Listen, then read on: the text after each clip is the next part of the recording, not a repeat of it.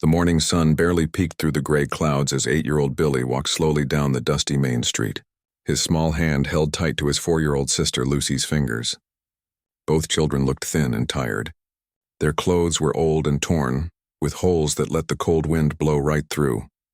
It had been 3 long months since their mama and papa died from the sickness that swept through their small town like wildfire. The cholera took so many people that summer. First, it was their papa who got sick while working at the grain mill. He came home one evening with a fever and never got better. Then Mama caught it while taking care of him. Within 2 weeks, both their parents were buried in the little cemetery on the hill. Billy remembered that terrible day when the preacher came to their small cabin. The man's face was sad as he told Billy that he and Lucy couldn't stay there anymore. Someone else needed the cabin now. The preacher gave them a few coins and some food, but it wasn't much. He said he wished he could do more, but his own family was struggling too. Since that day, Billy and Lucy had been living wherever they could find shelter. Sometimes they slept in the old barn behind the church. Other times they curled up under the wooden steps of the general store. Billy always made sure Lucy was warm, even if it meant he shivered all night long. Winter was coming fast to the Wyoming territory. Billy could feel it in the air. The nights were getting colder, and frost covered the ground each morning. Soon snow would come, and Billy didn't know how they would survive. He had tried to find work, but most people just shook their heads when they saw how small he was. A few kind folks gave him odd jobs like carrying water or sweeping steps, but it was never enough to buy food for both of them. Lucy was getting weaker every day. Her little face was pale and her eyes looked too big for her head. She didn't play or laugh like she used to.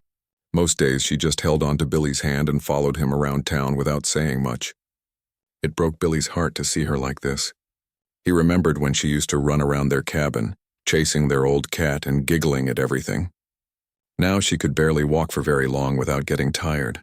This morning was worse than usual. Lucy had woken up crying because her tummy hurt so bad from being empty. Billy had given her the last piece of bread he had saved from yesterday, but it was just a tiny crust. She ate it slowly, trying to make it last, but it was gone too quickly. "I'm still hungry, Billy," she whispered as they walked past the shops that were just opening for the day. Billy's own stomach was growling loudly, but he tried not to think about it. He had to be strong for Lucy. He was her big brother, and it was his job to take care of her now that Mama and Papa were gone. They stopped in front of the big window of Henderson's bakery. The smell coming from inside was amazing. Fresh bread, sweet rolls, and apple pies filled the air around them. Billy and Lucy pressed their noses against the cold glass and looked at all the wonderful food inside. There were loaves of bread lined up on wooden shelves, golden brown and still steaming. There were also cookies shaped like stars and hearts, covered with white frosting. Mrs. Henderson was inside, moving around behind the counter. She was a large woman with gray hair pulled back in a tight bun. Her husband, Mr. Henderson, was probably in the back room making more bread. Billy had watched them work before. They seemed like nice people, always smiling and talking kindly to their customers. "Look, Billy," Lucy whispered, pointing at a shelf full of fresh rolls. "They look so soft and warm." Billy's heart hurt as he watched his little sister stare at the food they couldn't have. He had exactly 3 pennies in his pocket, not nearly enough to buy even the smallest roll. He had been saving those pennies for days, hoping to find enough for a real meal, but it never seemed to happen. Lucy started to cough, the same dry cough she had been fighting for weeks. Billy knew she needed good food and warm shelter, but he had no idea how to get either one.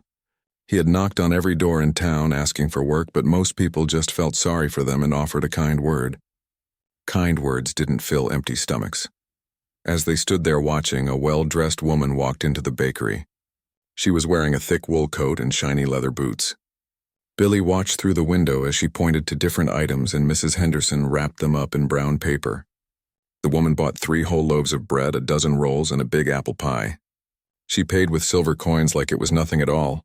Billy wondered what it would be like to have so much money that you could buy all the food you wanted.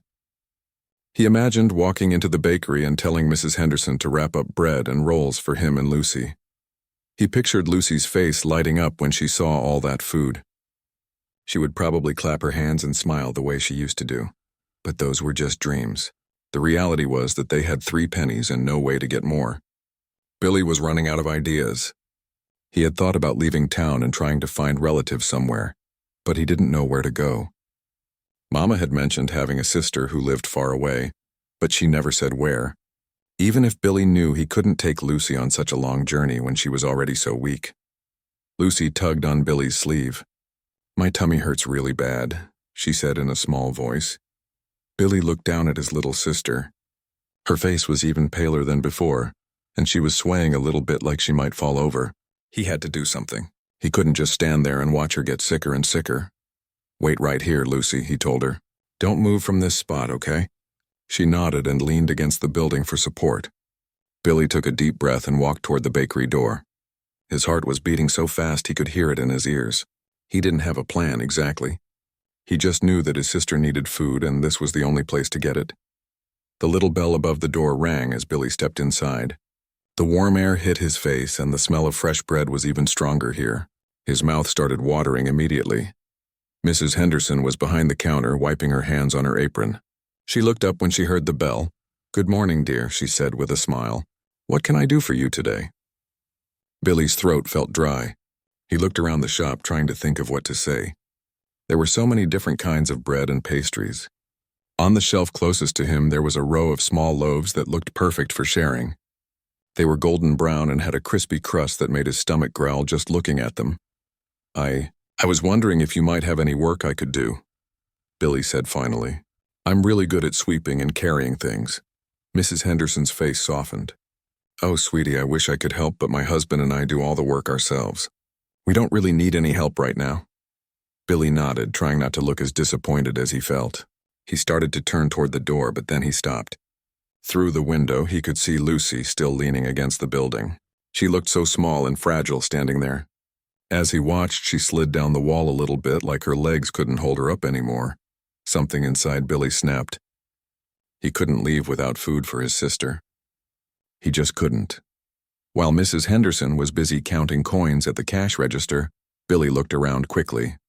There was no one else in the shop. The small loaves of bread were right there on the shelf, so close he could reach out and touch them. Before he could think about what he was doing, Billy grabbed one of the loaves and tucked it under his thin coat. The bread was still warm from the oven and it felt wonderful against his cold chest. His heart was pounding so hard he was sure Mrs. Henderson would hear it, but she was still focused on her coins.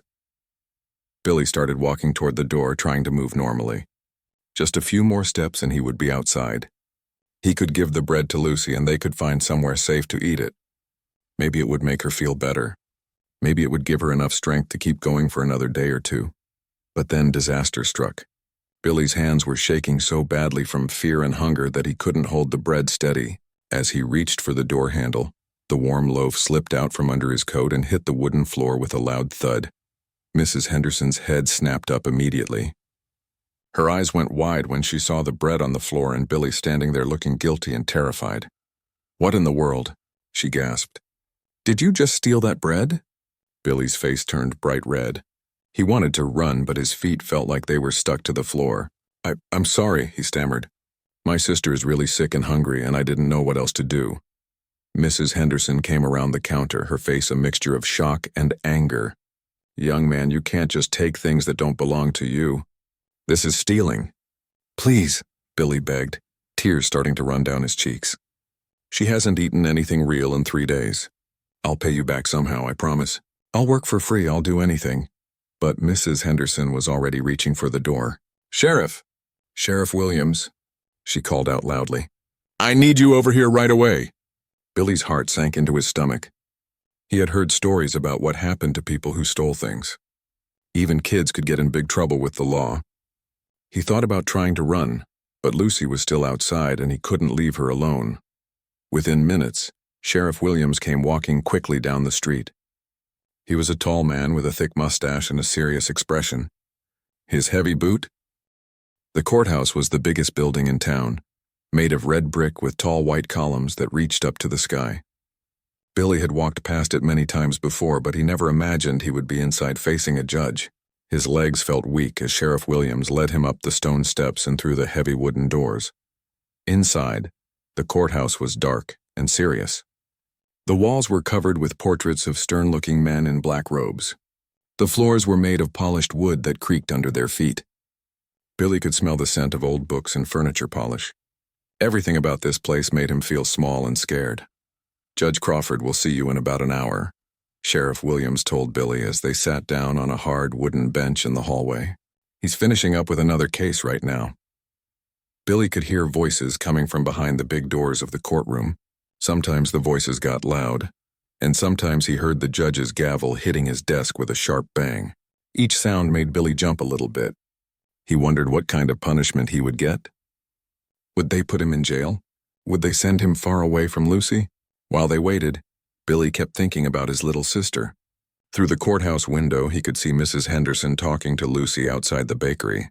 The baker's wife had brought Lucy a cup of water and was kneeling down to talk to her. Billy felt a tiny bit better seeing that someone was taking care of Lucy, even if it was just for a few minutes. Sheriff Williams wasn't a mean man, Billy realized. He didn't yell or try to scare Billy more than he already was. Instead, he sat quietly and sometimes looked at Billy with what seemed like sadness in his eyes. "Son," the sheriff said after a while, "can you tell me more about what happened to your parents?" Billy swallowed hard and tried to keep his voice steady. "Papa got sick first. He worked at the grain mill loading heavy bags all day. One evening he came home feeling really bad.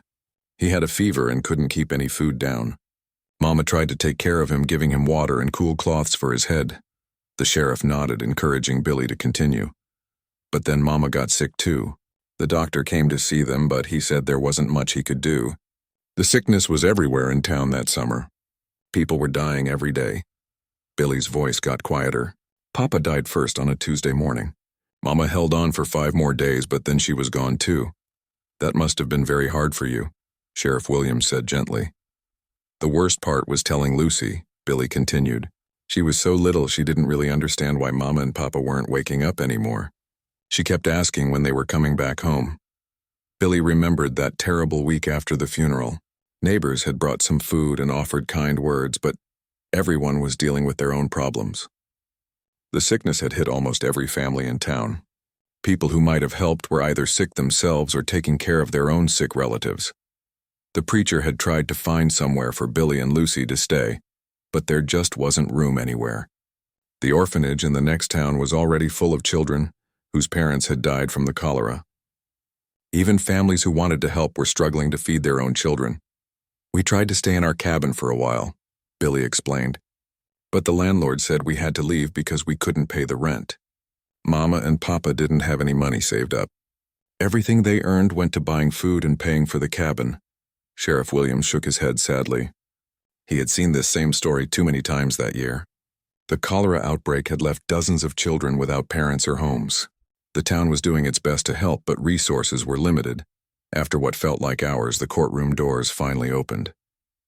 A man in a dirty coat came out, followed by his lawyer. They both looked unhappy, so Billy guessed things hadn't gone well for them. A clerk poked his head out and nodded to Sheriff Williams.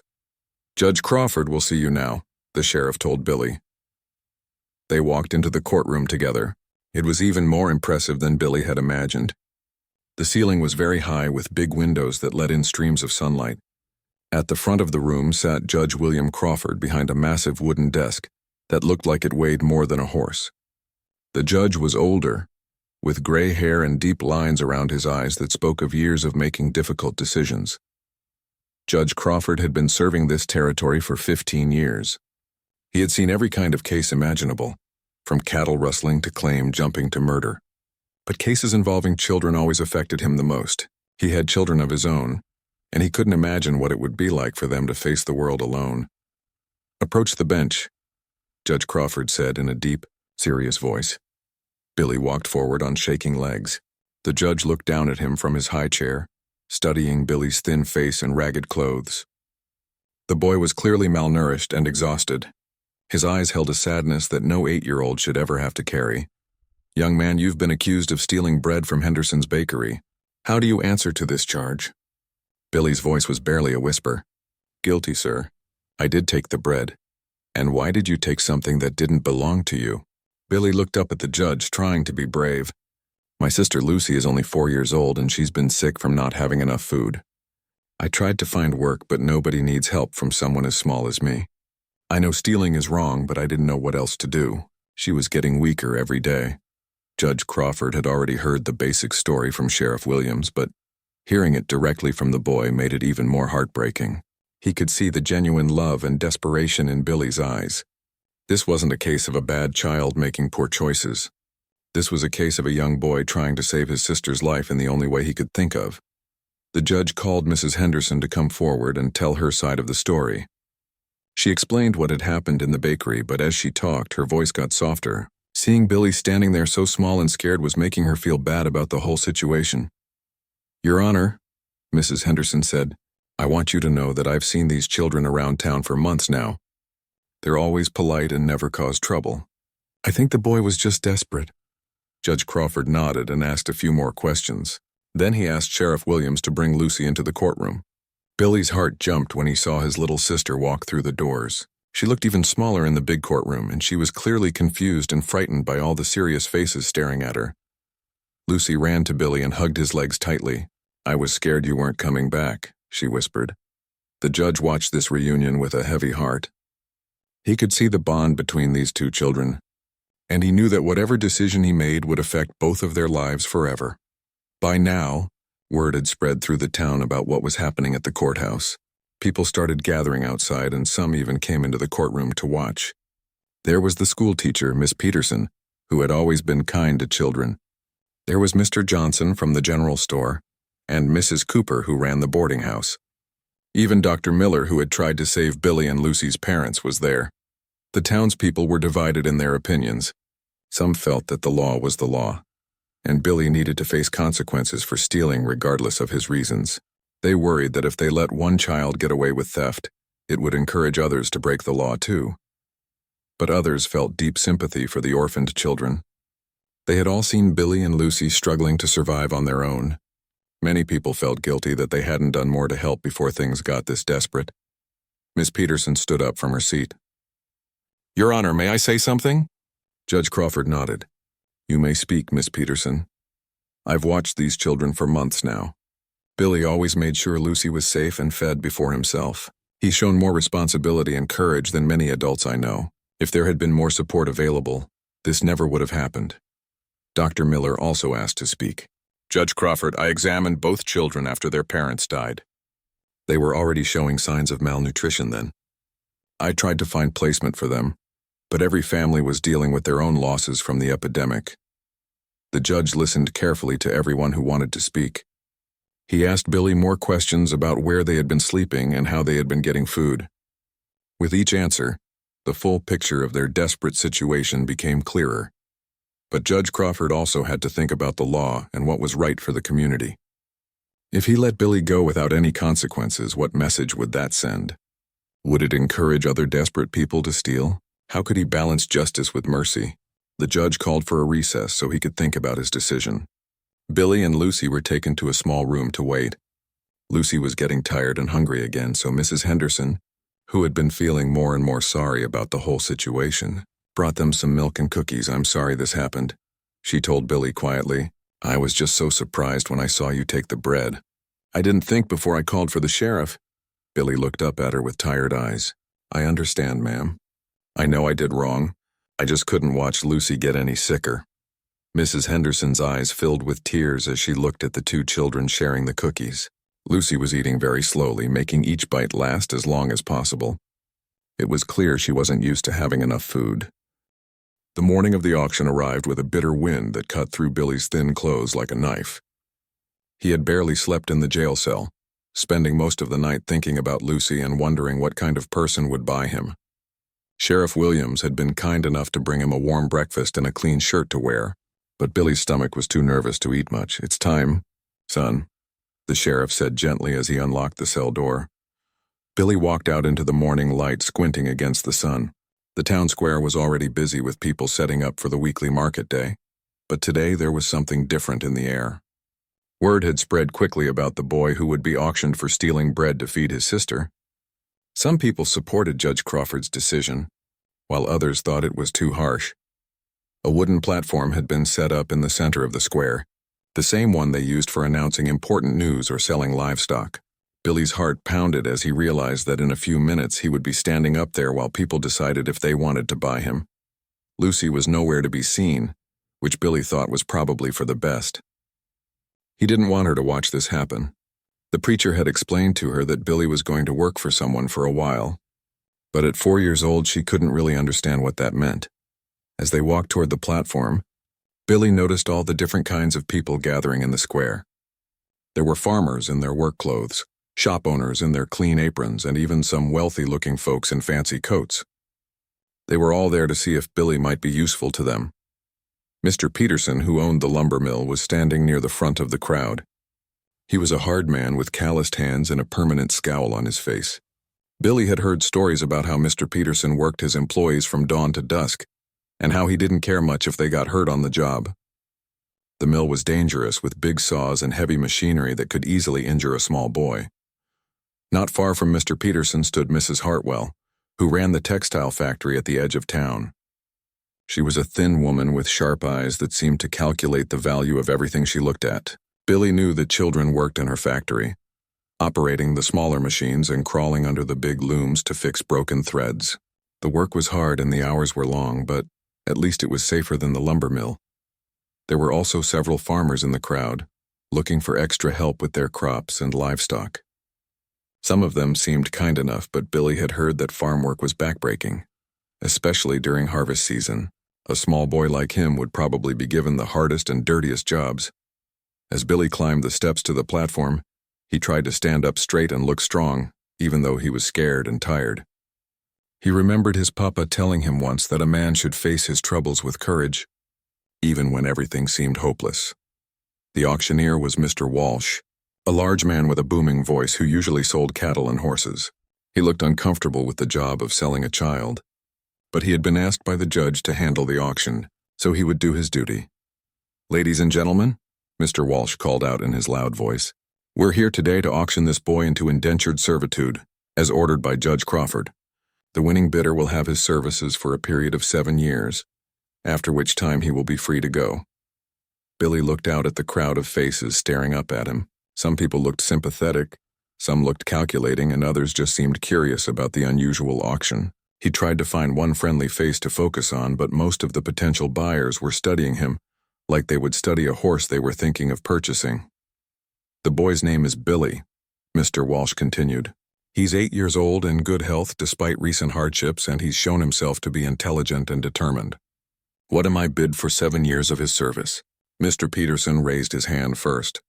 $10, he called out. Billy's heart sank.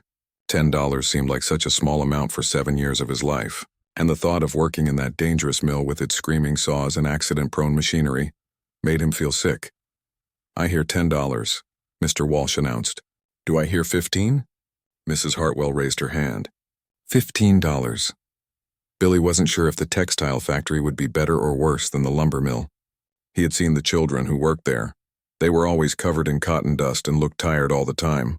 But at least he probably wouldn't lose any fingers to a saw blade. $20, called out a farmer named Mr. Stevens. Billy knew him by sight. He was a stern man who raised sheep on a ranch outside of town. Billy had heard that Mr. Stevens expected his workers to be up before dawn and working until after dark. The man's own children looked scared of him most of the time. The bidding continued slowly. Billy stood there trying not to shake as different people called out amounts, deciding his fate. Each bid was for such a small sum of money, but it represented years of his life. He wondered if any of these people understood that he was a real person with feelings and dreams, not just a piece of property to be bought and sold. $25, Mrs. Hartwell bid again. $30, countered Mr. Peterson. Billy noticed that the bids were getting smaller and less frequent. Most of the people in the crowd were probably thinking that $30 was already too much to pay for a small, thin boy who might not be strong enough for heavy work. As the minutes passed, Billy could see that the auction was winding down. Mr. Peterson seemed to be the most determined bidder, which meant Billy would probably end up working at the lumber mill. The thought made him feel hollow inside, but he tried to be brave. At least Lucy would be taken care of. $30, Mr. Walsh repeated. "Do I hear 35? The crowd was quiet. People were starting to lose interest and drift away to look at the other goods for sale in the market. A few more minutes and Billy's fate would be sealed. "Going once," Mr. Walsh called out. "Going twice." Just then, a deep voice from the back of the crowd spoke up. $100. Everyone in the square turned to look. A murmur of surprise rippled through the crowd. $100 was more than 3 times the highest bid so far. Billy strained to see who had spoken, but there were too many people in the way. The crowd parted as a man walked forward. Billy had never seen him before, but he was clearly not from town. The stranger was tall and weathered, with gray streaks in his dark hair and deep lines around his eyes that spoke of years spent outdoors. He wore simple clothes, work pants, a flannel shirt, and sturdy boots, but they were clean and well-made. There was something calm and steady about the way he moved, like a man who was comfortable with himself and his place in the world. Mr. Walsh looked as surprised as everyone else. "Did you say $100, sir?" "That's right," the stranger replied in his quiet, steady voice. Mr. Peterson looked angry at being outbid so dramatically. "That's a ridiculous amount to pay for a scrawny boy," he muttered loudly enough for everyone to hear. The stranger didn't even look at Mr. Peterson. His eyes were focused on Billy, studying the boy's face with an expression that was hard to read. Billy found himself staring back, trying to figure out what kind of person this man was. "Sir, might I ask your name?" Mr. Walsh inquired. "Robert McKenna," the man replied. "I run a cattle ranch about 20 miles north of here." Billy had heard of cattle ranches, but he had never seen one. He knew that ranchers raised cows and horses on huge pieces of land far from town. The work was supposed to be hard, but at least it was outdoors under the open sky instead of inside a dark, dangerous mill. "Mr. McKenna," Mr. Walsh said, "are you prepared to pay the full amount today?" Robert McKenna reached into his coat pocket and pulled out a leather pouch. From it, he counted out gold and silver coins, placing them on a small table beside the platform. The morning sun glinted off the money, and Billy could hardly believe that someone was willing to pay so much for him. $100. "As promised," Mr. McKenna said simply. "Well then," Mr. Walsh announced, bringing down his gavel with a sharp bang. "Sold to Mr. Robert McKenna for $100. The crowd began to disperse, some people shaking their heads in amazement at the high price, others whispering about what kind of man would pay so much for a boy's service. Billy remained on the platform, not sure what he was supposed to do next. Mr. McKenna walked up to the platform and looked up at Billy.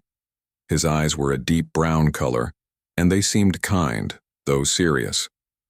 "Come down here, son," he said. "We need to talk."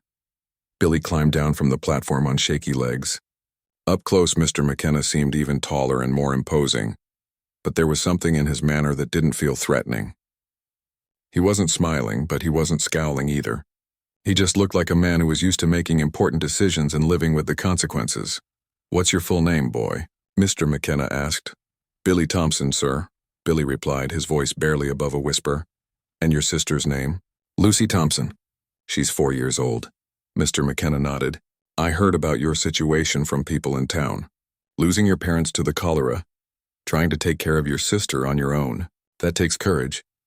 Billy wasn't sure how to respond to that. He had never thought of himself as courageous. He had just done what he had to do. The first glimpse of McKenna's ranch took Billy's breath away. As their wagon crested a small hill, a vast valley spread out before them like something from a dream. Rolling green pastures stretched as far as the eye could see, dotted with hundreds of cattle that looked like tiny brown and black specks from this distance. A clear stream wound through the middle of the valley, catching the afternoon sunlight like a silver ribbon, and beyond it all, snow-capped mountains rose up toward the sky, their peaks touching the clouds.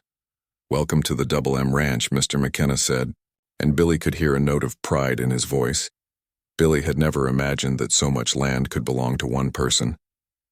In town, people were lucky to have a small plot for a garden behind their house, but this ranch seemed to go on forever in every direction.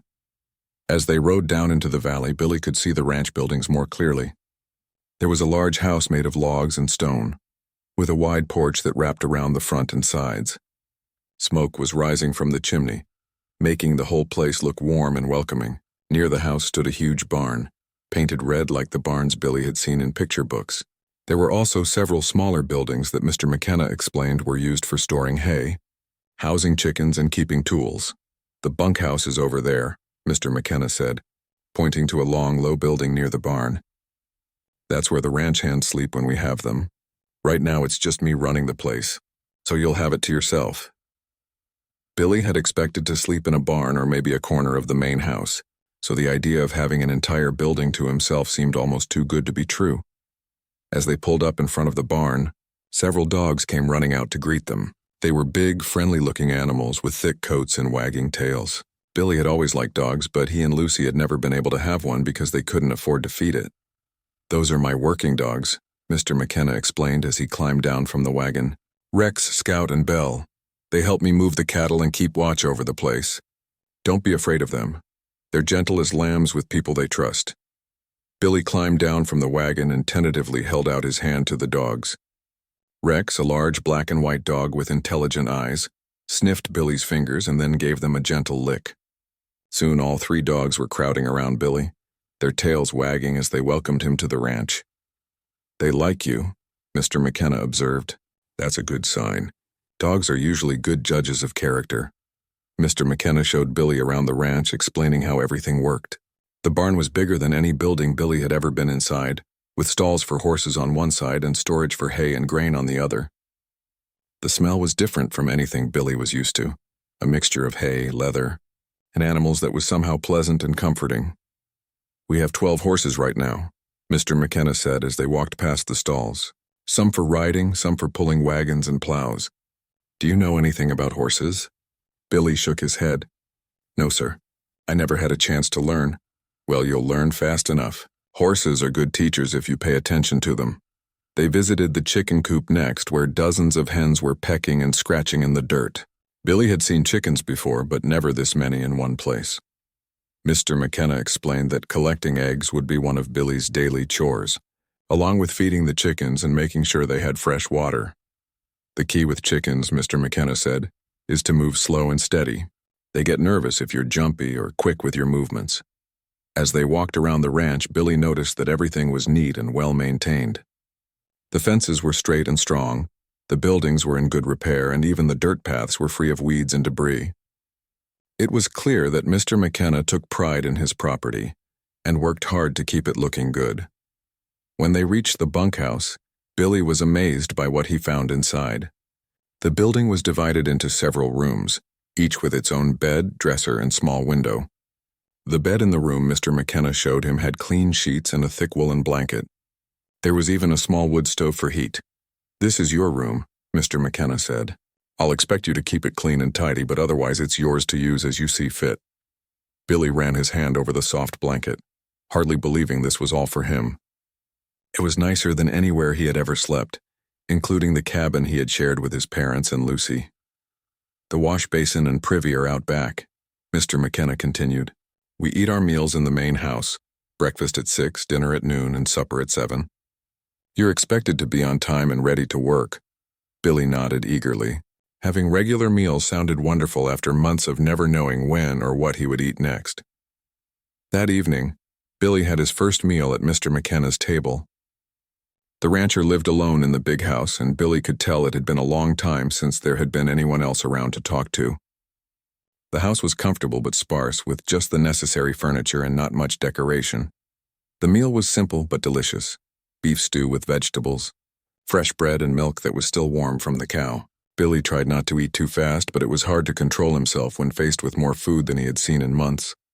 "Easy there, son," Mr. McKenna said gently. "There's plenty more where that came from. You don't need to worry about going hungry here." After dinner, Mr. McKenna showed Billy around the house. There was a large kitchen with a massive stove, a sitting room with comfortable chairs and shelves full of books, and several bedrooms upstairs. Billy noticed that one of the bedrooms looked like it had belonged to a young person. There was a smaller bed and some toys on the shelves. "Was this your son's room?" Billy asked before he could stop himself. Mr. McKenna's face grew sad, and Billy immediately regretted asking the question. "Yes," the rancher said quietly. "His name was David. He would have been about your age now." Billy didn't know what to say.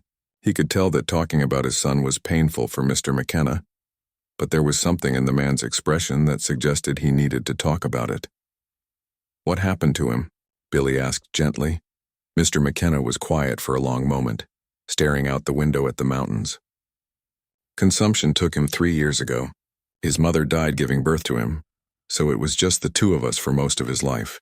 When he got sick, Mr. McKenna's voice trailed off. Billy understood now why Mr. McKenna had bid so much money for him at the auction. The rancher wasn't just looking for help with his ranch. He was looking for something to fill the empty space his son had left behind. "I'm sorry," Billy said, meaning it with all his heart. Mr. McKenna looked down at Billy and managed a small smile. "Thank you, son." David was a good boy, full of life and curiosity. He would have liked you, I think. That night, Billy lay in his comfortable bed in the bunkhouse, listening to the unfamiliar sounds of the ranch. There were cattle lowing in the distance, the hoot of an owl, and the whisper of wind through the grass. It was different from the sounds of town, quieter in some ways but fuller in others. For the first time in months, Billy felt safe. He had a warm bed, a full stomach, and a roof over his head that wasn't likely to be taken away from him. But even as he felt grateful for his good fortune, he couldn't stop thinking about Lucy. Was she warm tonight? Was someone reading her a bedtime story the way Mama used to do? The next morning, Billy's new life as a ranch hand began in earnest. Mr. McKenna woke him before dawn, and they had a quick breakfast before heading out to check on the cattle. Billy had never ridden a horse before, so Mr. McKenna started by teaching him how to approach and handle the animals safely. "This is Jasper," Mr. McKenna said, introducing Billy to a gentle brown horse with kind eyes. "He's old and patient, perfect for learning on." Billy's first attempt at riding was clumsy and frightening. Jasper seemed enormous when viewed from the saddle, and Billy felt like he might fall off at any moment. But Mr. McKenna was a patient teacher, offering gentle guidance and encouragement.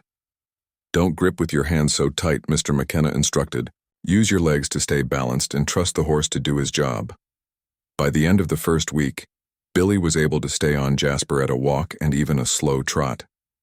It was progress, though he still felt nervous when the horse moved faster than a gentle walk. The work on the ranch was hard but satisfying. Billy learned to milk cows, gather eggs, mend fences, and stack hay. His hands became calloused and his muscles grew stronger from the constant physical activity. Mr. McKenna never asked him to do anything dangerous or beyond his abilities, but he also didn't treat Billy like he was too fragile to handle real work. "The key to good ranch work," Mr. McKenna explained one day as they repaired a broken gate, "is paying attention to details. A loose nail can become a broken fence, and a broken fence can mean lost cattle." Billy took these lessons to heart. He had always been observant, but now he learned to notice things like changes in the weather, signs that an animal might be getting sick, or places where equipment was starting to wear out. In the evenings, after the work was done and they had eaten supper, Mr. McKenna would often read aloud from books in his sitting room. Billy had learned to read a little bit in the town school, but these books were more advanced than anything he had encountered before. There were stories of adventure and exploration. Christmas morning arrived with a blanket of fresh snow covering the entire valley. Billy woke up early, as he always did, but today felt different.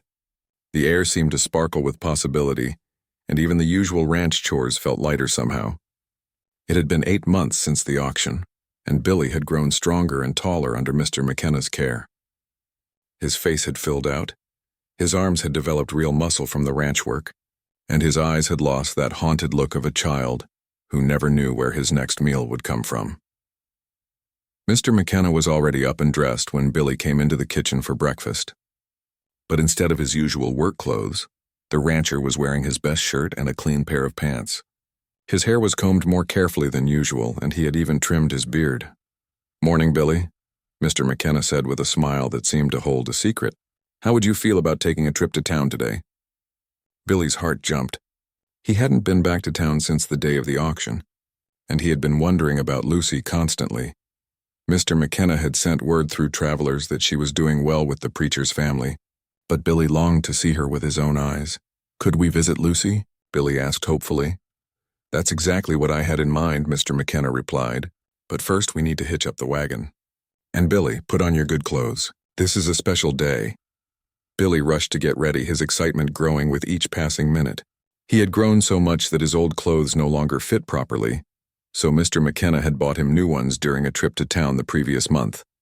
Billy had protested that he didn't need anything fancy, but now he was glad to have something nice to wear when he saw Lucy again. The ride to town was beautiful. The snow had transformed the familiar landscape into something magical, with every tree and fence post outlined in white. The mountains looked even more majestic than usual, their peaks gleaming in the winter sunshine. Billy found himself thinking about how much his life had changed since that terrible day when he had stolen the bread. He was still the same person inside, but he felt stronger, more confident, and more hopeful about the future. Nervous about seeing Lucy? Mr. McKenna asked as they approached the outskirts of town. Billy nodded. What if she doesn't remember me? What if she's forgotten about our old life and doesn't want to see me? Mr. McKenna chuckled softly. Billy, you're her big brother. That's not something a little girl forgets, no matter how good her new family is. As they drove through the familiar streets, Billy noticed that people were staring at them. Some folks waved and smiled, apparently pleased to see how well Billy looked. Others just watched curiously, probably wondering what the boy from the auction was doing back in town, dressed in good clothes and sitting beside the rancher who had bought him. They stopped first at the courthouse, where Mr. McKenna had some business to attend to with Judge Crawford. Billy waited outside, looking around at the town square where his fate had been decided 8 months earlier. The wooden platform was still there, but today it was covered with snow and looked harmless and ordinary. When Mr. McKenna came out of the courthouse, he had a satisfied expression on his face. All finished with my business, he said. Now let's go see about your sister. They drove to the small white church at the end of Main Street. Billy could see smoke rising from the chimney of the preacher's house next door, and his heart started beating faster as they pulled up in front of the gate. Preacher Williams came out to greet them, followed by his wife, Mrs. Williams. They were both smiling broadly, and Billy could tell they were genuinely happy to see him. Billy, Mrs. Williams exclaimed. Look how you've grown. You look wonderful, dear. Thank you. Ma'am? Billy replied politely. Mr. McKenna had taught him the importance of good manners, especially when dealing with kind people like the preacher's family. Lucy is inside helping me with the Christmas baking, Mrs. Williams said. She's been so excited ever since we told her you might be coming to visit. Billy followed the adults into the warm house, his heart pounding with anticipation. The smell of cinnamon and sugar filled the air, and Billy could hear a familiar voice chattering away in the kitchen. And then we're going to put the star on top of the tree, and it's going to be so pretty. And maybe Santa will come, even though I've been a little bit naughty sometimes, but not very naughty.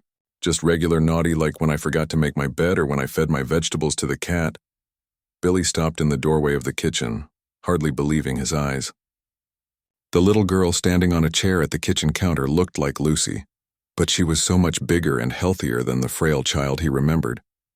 Her cheeks were round and pink, her hair was clean and shiny, and she was wearing a beautiful red dress with white ribbons.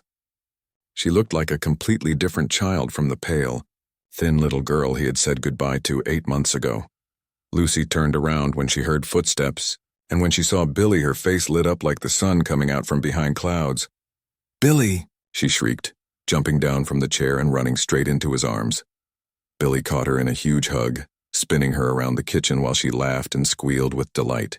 She felt solid and healthy in his arms, and Billy realized he had been holding his breath for months, waiting to know that she was truly all right. "I missed you so much," Lucy said, covering Billy's face with kisses.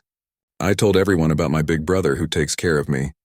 And Mrs. Williams said you were living on a ranch with horses and cows. And I wanted to come see you, but they said I had to wait until you could come see me instead." Billy laughed, amazed by how much Lucy was talking. She had always been chatty, but now she seemed to have an endless stream of words and stories to share. "I missed you too, Lucy," Billy said, setting her down but keeping hold of her hands. "You look so healthy and happy. Are the preacher and Mrs. Williams taking good care of you?" Lucy nodded enthusiastically. "They're the best. Mrs. Williams teaches me to cook and sew, and Preacher Williams is teaching me to read really hard words. And they have a cat named Whiskers who sleeps on my bed. And they said I can have my own garden in the spring to grow flowers." Billy looked over at Mrs. Williams, who was wiping tears from her eyes as she watched the reunion. "She's been such a joy to have with us," Mrs. Williams said. "She's smart as a whip and sweet as honey. We couldn't love her more if she were our own daughter." "Which brings us to something important we need to discuss," Preacher Williams said gently. The adults exchanged meaningful looks, and Billy sensed that something significant was about to happen. "Lucy, sweetheart," Mrs. Williams said, "why don't you show Billy your room while the grown-ups talk for a few minutes?" Lucy grabbed Billy's hand and pulled him toward the stairs. "Come on, I want to show you everything." Billy followed his excited sister upstairs, marveling at how confident and secure she seemed in this house. Lucy's room was small but cozy, with a comfortable bed, a dresser full of clothes, and shelves lined with books and toys. There was even a dollhouse in one corner that Preacher Williams had made for her with his own hands. "This is where I sleep every night," Lucy said proudly. "And look, Mrs. Williams made me this quilt with all different colored squares, and this is my favorite doll. Her name is Annie, and these are my books. I can read some of them all by myself now." Billy sat down on the bed and listened as Lucy chattered about her new life. It was clear that she had not just survived in this house, she had thrived. The preacher and his wife had given her everything she needed to grow into the bright, happy child she was meant to be. After a while, Mr. McKenna called up the stairs. "Billy, could you come down here for a minute? There's something we need to talk about." Billy and Lucy went back downstairs, where the adults were sitting around the kitchen table with serious but pleased expressions on their faces. "Billy," Preacher Williams began, "we've been talking with Mr. McKenna and Judge Crawford about Lucy's future. As you can see, she's become a very important part of our family." Billy nodded, feeling a mixture of happiness and worry. He was thrilled that Lucy was so loved, but he was afraid of what this might mean for their relationship. "We would like to adopt Lucy officially," Mrs. Williams said gently. "We want to make her our daughter in the eyes of the law so she'll always have a secure home and family." Billy's throat felt tight. "Does that mean I won't be her brother anymore?" "Oh, Billy," Mrs. Williams said quickly. "Nothing could ever change the fact that you're Lucy's brother. You saved her life, and you'll always be the most important person in her world. We just want to make sure she has legal protection and security." Mr. McKenna spoke up. "Billy, there's something else. I've been talking with the judge about your situation, too." Billy looked at him curiously. "Your indenture was supposed to last 7 years," Mr. McKenna continued. "But I've asked Judge Crawford to release you from that obligation early." Billy's eyes widened. "What does that mean?" "It means you're free, son," Mr. McKenna said with a smile. "Free to make your own choices about your future." Billy felt dizzy with surprise. "But I thought I had to work for you until I was 15. "You've more than earned your freedom," Mr. McKenna replied. "You've worked harder and better than any adult I've ever hired. And more than that, you've become like a son to me."